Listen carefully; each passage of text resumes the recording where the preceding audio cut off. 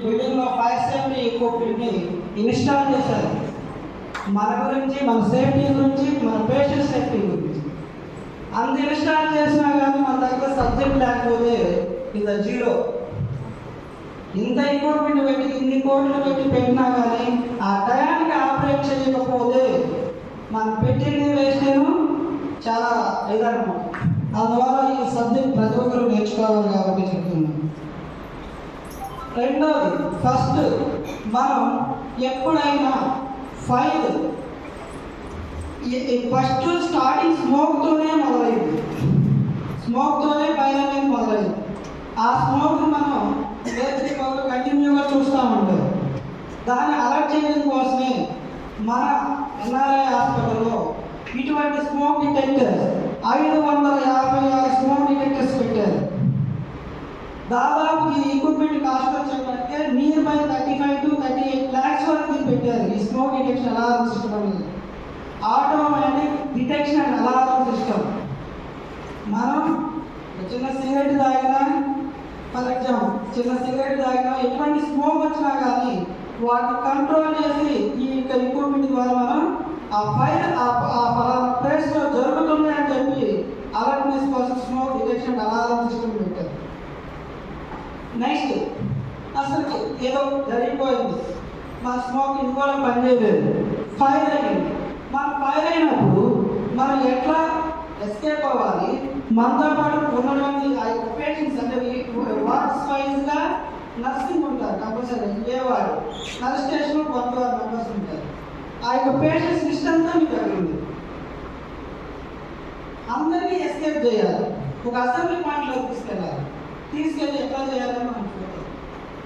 In case ఏదైనా fire అయినట్లయితే ముందుగా మనం దగ్గరలో ఉన్నటువంటి మాన్యువల్ పవర్ పాయింట్ సిస్టమ్ ఏదైతే ఉందో దీన్ని ప్రెస్ చేయాలి.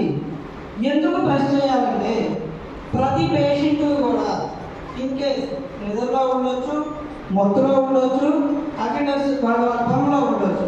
అదేవిధంగా ప్రతి రూమ్కి వెళ్ళి ఫైర్ అయింది కిందకి రండి అని చెప్పలేము మనం. అందువల్ల మీకు దగ్గరలో ఉన్నటువంటి ప్రతి స్టేజ్ కేస్ దగ్గర, ప్రతి ర్యాంప్ దగ్గర ఈ మాన్యువల్ పవర్ పాయింట్స్ అనేవి ఉన్నాయి. లిఫ్ట్ దగ్గర కూడా ఉన్నాయి.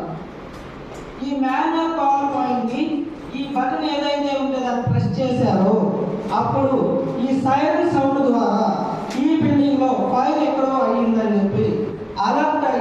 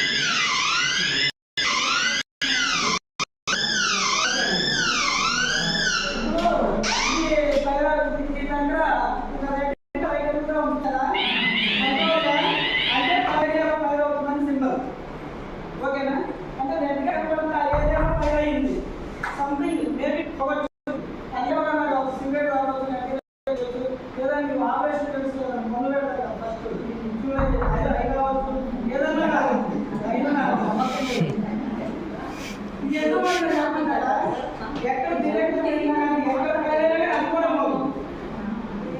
అన్ని ఫ్లోర్లో మోగింది అనుకోని అర్థం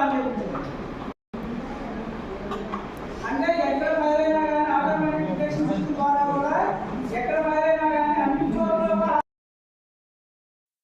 ఫైర్ ఎస్టిమేషన్స్ అనేది కూడా తెలుసుకోవాలి. అసలు ఈ ఫైర్ ఎస్టిమేషన్స్ ఉన్నాయి, ఎక్కడైనా వాడేయనుకోవడం అనేది తప్పు. దీంట్లో కూడా కొన్ని టైప్స్ ఉన్నాయి. ఏ, బి, సి, డి, కే అట్లా 5 types ఉన్నాయి. DK is not mandatory, but ABC is the most important. ఏ వచ్చేవాటికి పేపర్, వుడ్, కాటన్ అనే ఏరియాలకు మాత్రమే ఏ అనేది ఉపయోగించాలి. అసలు ఏ అంటే ఏదో ఏముంటుందంటే ఏదో వాటర్ ఉంది. ఏ అంటే వాటర్ సంబంధించి వాటర్ ద్వారా ఆపేటువంటి ఏ అయితే ఉన్నాయో సరిగ్గా లేనా కానీ ఆ వాటర్ సహాయంతో మనం ఫైర్ని ఆపవచ్చు. పి అంటే ఏంటి